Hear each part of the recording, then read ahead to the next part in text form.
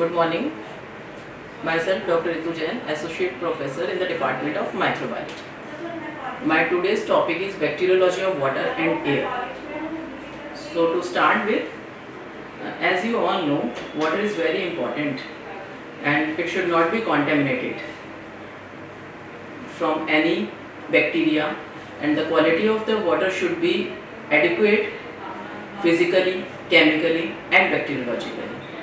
Otherwise, there are many diseases which can be caused by the contamination of the water, such as typhoid, cholera, polio, hepatitis A and E viruses, and many parasitic infections can also occur due to contaminated water.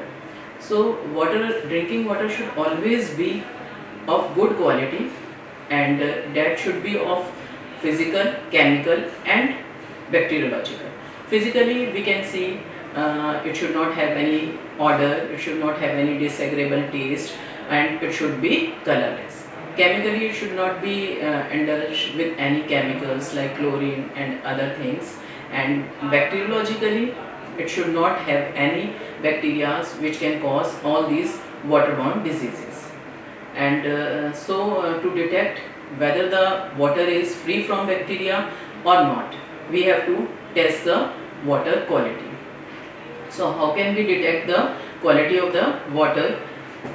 Bacteriological, rather, we will focus mainly on the bacteriology of the water. So to detect the bacteriology, there are various methods by which we can detect the quality of the water. So the test that can be done are the multiple test tube method.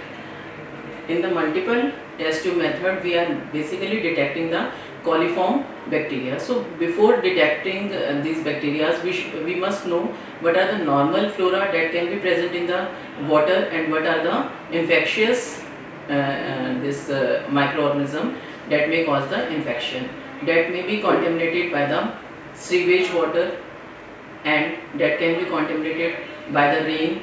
That sand can enter into the water and may contaminate the water. So what are the various organisms that can be contaminating our water? Basically, the sewage water is most dangerous water that may contaminate the drinking water. If there is mixing of the sewage water, that may cause the infection. Sewage water may have the various bacteria that includes Aeromonas, Hydrophila, Yersinia, Salmonella, E. coli, Shigella, Campylobacter and Vibrio. As you all know, typhoid and Vibrio cholera infection, these are the commonest infection that can be caused by the contaminated water. So we have to prevent all these, or rather we have to detect whether these microorganisms are present in the water or not. So our basic focus is how we can detect the contamination of the water by examining the bacteriology of the water. So now come to the test for the detection of the coliform bacteria and E. coli in the drinking water. First of all, to get the water tested, we have to collect the water sample. How to collect the water sample? This is also the important point, to collect the proper sample. For collecting the proper sample, we have to open the tap and we have allow the first few minutes to flow the water, and then after that we have to collect the water in a screw cap container having the capacity of at least 200 ml, as we require around 150 ml of the water for testing. So the media that is to be used for testing the bacteria in the water is McConkey, purple broth, double strength and single strength. We require these two medias, and these medias, the indicator is the bromocresol purple that is used for the detection. Now these are the method which is used is the multiple tube method. Now in this we require a 100 ml container, then glass container, then we require 10 test tubes, capacity of at least 25 ml. Okay, the major jar that is we are taking, in that we have to add 50 ml of the double strength McConkey broth and 50 ml of the water. In the next 5 test tubes, we have to add 10 ml of the single McConkey broth and 10 ml of the water.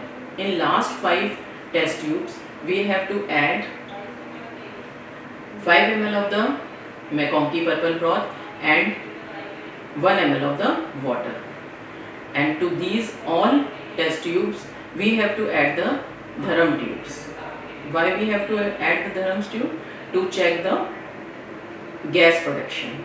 Okay, so by the after adding all these, we have to incubate all these test tubes and our jar in the incubator at 37 degree temperature for 48 hours.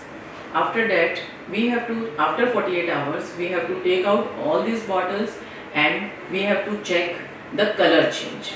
As you all know, we have mentioned that it is the purple broth. So before incubation, all our test tubes and beaker is of having the broth of purple color. If they ferment the glucose present in it, the color will change to dirty yellow and we can see the gas in the dharam tube. If there is any color change in any of the bottles or multiple bottles, then by the McCrady's table we can get the most probable number of the coliform bacteria that we are counting in this water testing. So by getting the presumptive coliform count or the most probable number, we can categorize our water as 4 classes, whether it is excellent, satisfactory, suspicious or unsatisfactory. In class 1, that is excellent, if the presumptive coliform count is 0, satisfactory if it is 1 to 3, suspicious if it is 4 to 10 and unsatisfactory if it is more than 10. Now how to check these? These are by these test tubes which we are seeing, if they are showing the color change in more than 1, 2, 3 or all having no color change or more than 10 are having the color change, will say that this water is unsatisfactory. So this is the grading scale to count the presumptive coliform count to get the most probable number, and we can categorize the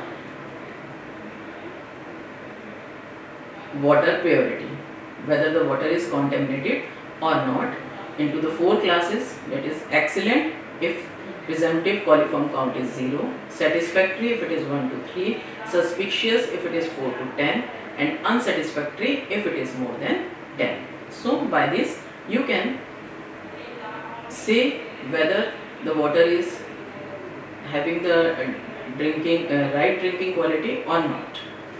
Then comes the differential coliform test. Now how this we have examined that whether the coliform bacteria are present or not. Now whether these coliform bacteria are E. coli or not, this can be detected by Ekman's test. Now after presumptive test, subculture to the single strength McConkey medium is done and it is warmed to 37 degrees centigrade. Then it is incubated at 44 degrees centigrade in the water bath, and again the dharam's tube is added to see the gas. If there is production of gas and color change, then it means at 44 degrees centigrade, it means the organism present is E. coli. Further confirmation can be done by indole test at 44 degrees centigrade. If this is also positive, it means the organism present is E. coli. The other organisms that can also be tested are the Streptococcus faecalis, and then the other organism that can be tested, Clostridium perfringens. These are also present in the if there is contamination of water with sewage, then these bacteria can also be tested by separate mechanism. So So another method that can be used for testing the bacteria is membrane filtration method. The measured quantity of water is filtered through millipore filter, which retains the bacteria on the surface, and filter is placed on the media face upwards and incubated. Then colonies are developed and that can be counted. The presumptive coliform and E. coli count after 18 hours of incubation. This is another method to calculate the bacteria present in the water. Then there is another method, that is the enzymatic method for coliforms. Beta lactosidase can be used, and for E. coli we can use beta glucuronidase, that is specific for the E. coli. Then these are the bacteriological examination, and it can there are also the viruses that can be detected in the water, and the protozoal infection that can also be detected in the water. But our main focus is on the bacteriological examination. Then comes the bacteriological examination of the air. Now, how we can test the contamination of the air? It can be done by the sedimentation method and the slit sampler method. In the sedimentation method, that can also be called as the saddle plate method, in which we open the blood agar in the OTs, or where we have to check the air quality. We just open a blood agar medium plate in that area and kept it for the 1 hour, and then incubated that for the at 37 degrees centigrade for at least 48 hours. And if there is any growth after 48 hours, you have to check and you have to count the colonies and report accordingly. This is basically done in the hospitals for the operation theatres, as we are performing surgery in the OT, and the air should not be contaminated with any bacteria to prevent the infection, hospital acquired infection in the to the patients. Then the other method is a slit sampler. In this, the known volume of air is directed onto the plate through a slit of 0.25 mm wide, and plate is mechanically rotated so that the dust can be settled on the plate, and again then this plate is incubated and the colony count is done after that. Then another method for bacteriological examination of environmental dust, sweep plate method. For personal clothing, linens also, you can check the linens and clothing by rubbing the fabric on the culture plate, and then again incubate them in the incubator at 37 degrees centigrade. Then dust sampling can also be done. For the dust sampling, the moist cotton swabs are collected from the floor, wall, furniture, bed railings and all other surfaces from where you know the contamination. All that swabs, then wet cotton swabs, you collect the dust and then again rub them on the culture plates or subculture on the plates, and can be inoculated in the Robertson cook broth medium to get the anaerobic bacteria culture, that is Clostridium tetani or any other. And all these methods, again the swabs, after rubbing that you have to incubate them in the at 37 degrees centigrade for 24 hours, and after that you have to count the colonies and see whether there is any growth, and that further you can identify the microorganism by the this biochemical test, which organism is present in that plates. Okay, so this is all about the water and air culture.